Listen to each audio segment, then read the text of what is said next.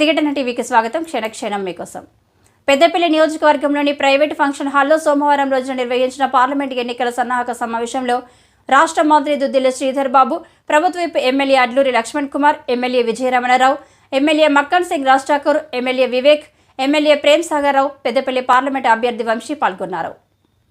ఈ సందర్భంగా వారు మాట్లాడుతూ మంత్రి శ్రీధర్ బాబు నాయకత్వంలో పెద్దపల్లి పార్లమెంట్ అభ్యర్థి గడ్డం వంశీని భారీ మెజారిటీతో గెలిపించేందుకు మేమందరం కలిసికట్టుగా పనిచేస్తామని, మాజీ మంత్రి కొప్పుల ఈశ్వర్ ఎన్నడూ పెద్దపల్లి జిల్లా రైతాంగానికి గురించి ఆలోచించలేదని, ఉమ్మడి కరీంనగర్ జిల్లాకు తలాపున గోదావరి ఉన్నా మన నీళ్లు మనకు రాకుండా సిద్దిపేటకు గజ్వేలుకు నీళ్లు తీసుకువెళ్లిన మంత్రి హోదాలో కొప్పుల ఈశ్వర్ కనీసం స్పందించలేదని, కాంగ్రెస్ పార్టీ అభ్యర్థి వంశీని భారీ మెజారిటీతో గెలిపించాలని ఈ సందర్భంగా తెలిపారు.